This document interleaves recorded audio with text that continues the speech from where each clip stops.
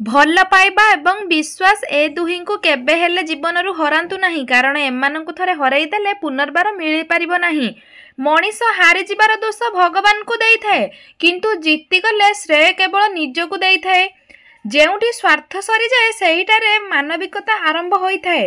ମଣିଷ କେବଳ ଇଚ୍ଛା କଲେ ସବୁ ପାଇଯାଏ ନାହିଁ, ତାକୁ ବାରମ୍ବାର ପ୍ରଚେଷ୍ଟା କରିବାକୁ ପଡ଼ିଥାଏ, କାରଣ ସିଏ ମଣିଷ, ଭଗବାନ ନୁହେଁ। ଅତୀତ ସାକ୍ଷୀ ଅଛି, ଶ୍ରୀରାମଚନ୍ଦ୍ର କେବଳ ଇଚ୍ଛା କରି ମାତା ସୀତାଙ୍କୁ ଉଦ୍ଧାର କରି ନଥିଲେ, ବରଂ ନିଜର ସମ୍ପୂର୍ଣ୍ଣ ସାମର୍ଥ୍ୟକୁ ବିନିଯୋଗ କରିଥିଲେ। ନିଜର ମଣିଷ ସେତେବେଳେ କାନ୍ଦିଥାଏ ଯେତେବେଳେ ନିଜର ଲୋକ ତାକୁ ଧୋକା ଦେଇଥାଏ।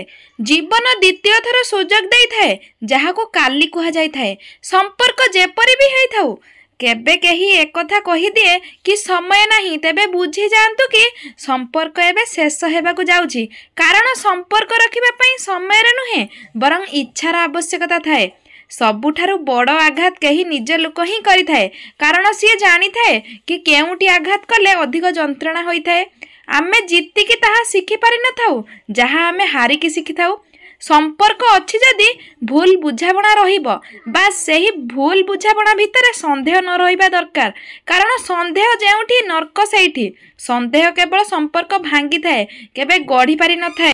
ଗୋଟିଏ କଥା ସବୁବେଳେ ମନେ ରଖିବେ, ହସେଇ ନ ପାରିଲେ କାହାକୁ ଲୁହ ଦିଅନ୍ତୁ ନାହିଁ, ଖୁସି ନ ଦେଇ ପାରିଲେ କାହାକୁ ଦୁଃଖ ଦିଅନ୍ତୁ ନାହିଁ, ଭଲ ନ ପାଇ ପାରିଲେ କାହାକୁ ଘୃଣା କରନ୍ତୁ ନାହିଁ, ସାଥୀ ନ ହୋଇପାରିଲେ ଶତ୍ରୁ ହୁଅନ୍ତୁ ନାହିଁ।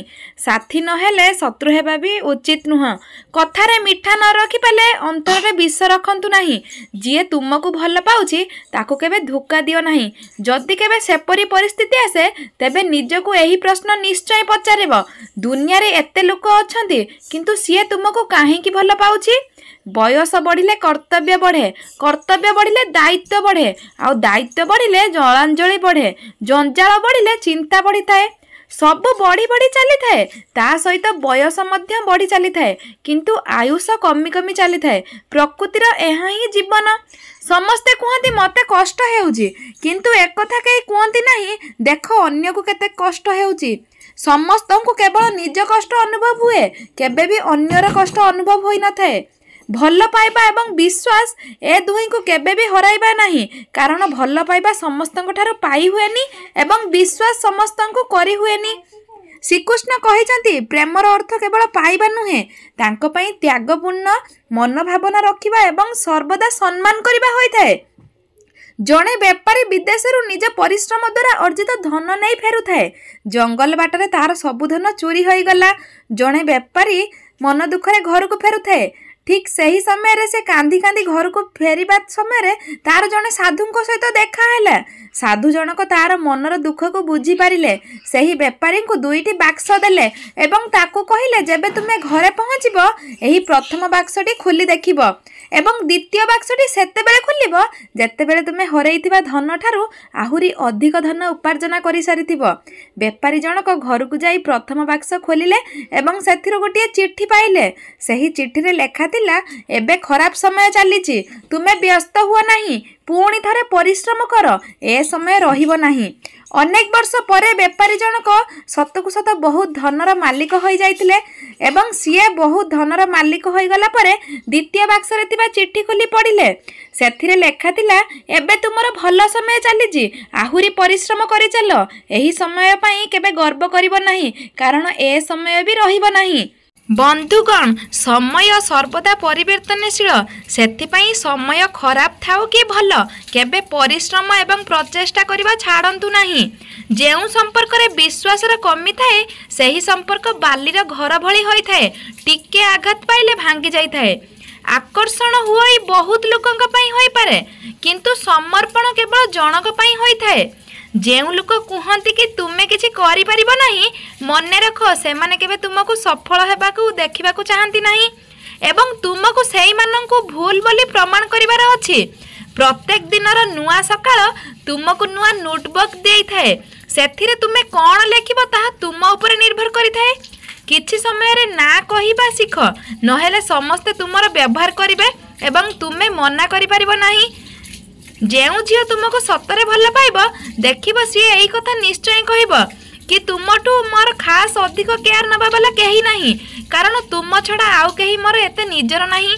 बाहर काम करुवा अनेक पिला को देखी मैनेजर गाली करुवा टिके टिके शोई पड़े बोली केते कथा को शुणा पड़ी थाए। पिलाटा केते खटी खटी एबे विश्राम नहीं बोली कहीं भाभी न थाए। डर लगे एबे संपर्क गढ़ा को कारण एबे अल्प भल पाइबा देखी किछि लोक सब किछि नहीं जाउछंती। सुख शांति एमिति बहुत किछि कहाँ पाई खोला पुस्तक भली हुअंतु नहीं। एठी टाइम पास समय लोक पढ़ी सारिबा परे पुस्तक को फिंगी दियंती। जदि कथा हबार क्षमता नहीं ताहले मिछ प्रतिश्रुति दियंतु नहीं। तुमर तो केवल कथा कटि जीव किंतु सामना लोकर तो संपूर्ण विश्वास भांगी जीव। जदि जीवन में किसी हासिल करने को चाहूच यही 5टी कथा मन भीतर को काढ़ी फिंगी दियो। लोक कौन कहिबे मो द्वारा ए काम होई परिबो नहीं, मो पाखरे समय नहीं, आज इच्छा नहीं, मो भाग्य खराब। यही 5टी कथारु निवृत्त रुहंतु देखिबे दुनिया रे तमे सफल मनीष होइतिबो। मनीष केते बड़ भी धनी होई था ना कहीं दुख को बिकी परिबो नहीं कि शांति को केबे किनी परिबो नहीं। एते मिलुथिबा समय को भल करने को चेष्टा करंतु। जदि भल समय को अपेक्षा करूछंती तेबे मने रखंतु समय सरी जीवो किंतु केबे भल समय आसीबो नहीं। किछि लोक कहते ना कि दुख बांटिले कमी जाए किंतु सत एहा कि जहा को तुमे दुख विषय कहबो सीए तार भल मजाक उठेइबो और तार फायदा उठेइबो। भारी कष्ट दे थाए सही दृश्य जेबे आखि सामने सत थाए किंतु सही सत को हृदय ग्रहण करि न थाए। जी हृदय सच्चा होती आ संपर्कर प्रकृत महत्व बुझी था सी ही प्रकृत रे भल मनीष होती। भूल समस्त द्वारा हुए किंतु निज भूल को मानी क्षमा मागंती आ भूल को सुधारती केवल हृदयवान लोक माने। जो व्यक्ति कांदी कांदी रागरे सबकिछि कही दिए सीए सच्चा होता है कारण राग आ कांध मनीष को सत कहवा को बाध्य कर दे थाए। जेमिति सेमिति कटिजीव सी मो जीवन हेउ किंबा राति जेबे आपण को कहीं घृणा करुची आपणकर भल पाइबार प्रतिदान रे बारंबार विश्वास रे विष देउची ताठारु दूरेई जांतु कारण अमृत माठिया रे टोपाए विष संपूर्ण अमृत माठिया को विष कबर दे थाए। एही संसारर नियम जीए जेते अधिक शिखि थाए सी जीवन रे अधिक जीति जाए। समस्त को खुशी रे रखिबा आम हाथ रे नहीं किंतु काहा को दुखी न करिबा आम हाथ रे अछि। अनेक अभिज्ञता नहीं किंतु एतिकी तो कहि परिबे अतीतर गोटिए पृष्ठा यथेष्ट होई थाए आखि को उदा करि देबा पई। तासर जोकर आ निज लोकठू मिलिथिबा ठोकर जीवनर हार को ही चेंज करि देई थाए। जेबे संपर्क कंधेइबा को लागे तमे ताको इग्नोर करबा सीखि जाओ देखिबो जीवन बंचिबा सहज होई जिवो। प्रकृत भल पाइबा नुहे निज इच्छा को पूर्ण करिबा। प्रकृत भल पाइबा हेले परस्परर भावना को बुझी परिबा। बहुत किछि शिखाई दिए जीवन केबे हसाए तो केबे पुणी कंधाए। कंटा उपरे छिड़ा होई जे हसिबा शिखि गला तांको सामने रे लुह भी हार मानि जाई थाए।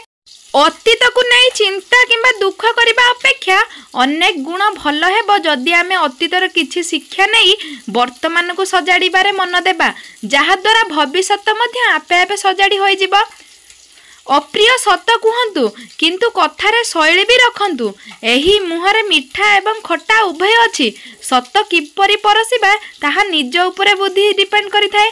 निज धन बल जस किंबा सामर्थ्य पई केबे अहंकार करिबो नाही। पत्थर केवल निज ओजन पई पानी रे बुड़ी थाए और मनीषर केवल ता अहंकार पई से मरि थाए। मनीषों को जीवन रे सब किछि मिल जाए बास ताको निजर दोष मिली न थाए। भल हृदयर मनीष हुए तो एकुटिया रही जाई पारंती किंतु भगवान सर्वदा तांको सहित विद्यमान रही थांती। काहाकू मने पकाई बारंबार कांदिले हृदयर दुख कमी न थाए। प्रेम तो भाग्य रे लेखा थाए काहा विरह रे जळिले केही निजर होई न थाए। केते भल हुंता ना जीवन रे एमिति मनीष रहिबो जिए तुम सहित रहिबा छडा आ किछि चाहिबनी। हृदय आ भरोसा भांगिले आवाज तो हुएनी हेले बहुत कष्ट होई थाए। सस्ता जिनिस आउ खराब मनीष आरंभर सब बेले भल लगी थांती। सही संपर्कर आयुष लंबा होई थाए जेउठी जणे जनकर कथा को बुझंती आ सम्मान दियंती। जेउ संपर्क रे तुमर मूल्य न थाए से संपर्क को चुपचाप छाड़ी देबा भल होई थाए। काहा को केबे खुजिबा को जाओनी काहे कि ना मनीष हजि जानतीनी बदली जानती। ए दुनिया रे चप्पल ठारू बड़ केउ कपल नाही। गोटिए हजि जाए तो अन्यटी जीवन मध्य सरी जाए। केबे काहा को एते चाहनी जे कि परे आखी को लुह छड़ा आउ किछि देखा जीव नाही। बेले बेले मोर एई खास निज लोक कही गर्व करबा मूर्खामीर परिचय होइथाए कारण धोका शब्दर अर्थ से खास बा निजर लोक माने ही देइथान। सांग माने आज पई वीडियोटी एतिके वीडियोटी केमिति लागला कमेंट करिया पई जमाई भूलिबेनी। आ जदि हम वीडियोटी आपण मानकु पसंद आसीता ताले गोटे लाइक करबा सहित हम चैनल को सब्सक्राइब निहाती कर दियंतु। आ वीडियोटी भल लागले गोटे कमेंट माध्यम रे निहाती जणांतु। रहुचु नमस्कार जय जगन्नाथ पुणी देखा गोटे नुआ वीडियो रे सेते पर्यंत रहुचु। आपण मानकु धन्यवाद। जय